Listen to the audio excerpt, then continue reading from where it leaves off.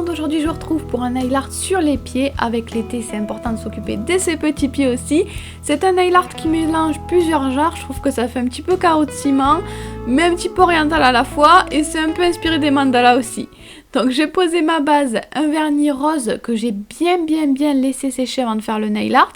Je vais ensuite utiliser du stripping tape, c'est un petit peu comme du scotch mais en plus fin, en beaucoup plus fin. Donc vous pouvez découper une bande de scotch si jamais vous n'en avez pas. Une fois que j'ai découpé ma petite bande, je vais venir la coller directement sur le vernis. Donc je vous rappelle que le vernis est extrêmement sec, c'est très important, sinon quand vous allez retirer le papier, ça va retirer le vernis en même temps tout simplement. Donc je centre bien ma bande, je la fais partir des extrémités et il faut qu'elle tombe au centre. Je fais pareil avec une deuxième bande et ça va me former une croix. Donc ensuite je vais utiliser de la peinture acrylique blanche et noire et pour commencer un pinceau. Donc je vais commencer avec la peinture acrylique blanche, je vais commencer vers le centre de mon ongle, juste à côté du stripping. Et je vais aller vers l'extrémité de l'ongle en faisant un petit peu une forme de goutte.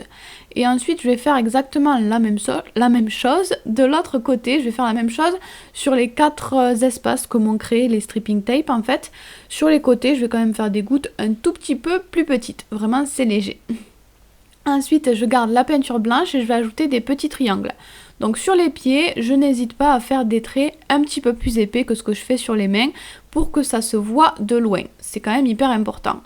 Ensuite, je vais prendre la peinture acrylique noire et je vais faire les petits contours plus fins que le trait blanc, mais quand même toujours un petit peu épais. Toujours, voilà, comme je vous l'ai dit, pour que ça se voit sur les pieds. Les pieds, on voit la déco de loin, donc il faut que le motif soit lisible, il faut qu'on puisse voir ce qu'on a fait. Donc quand les traits sont trop fins, ça fait quand même parfois un petit peu brouillon. Donc moi je préfère simplifier le motif et faire des traits légèrement plus épais. Donc je termine tout ça, je fais tous mes contours, je fais également le petit contour des triangles. Et ensuite je vais ajouter un dernier motif, des petits ponts on va dire, j'en mets 2 ou 3 sur chaque motif et je vais en faire juste sur l'espace du bas et du haut. Sur les côtés je vais mettre des petits ponts un petit peu comme quand on fait la dentelle en fait, sauf que là encore une fois c'est un petit peu simplifié, un petit peu plus grossier on va dire. Et j'en ajoute aussi sur les autres espaces d'à côté, j'en mets un petit peu partout.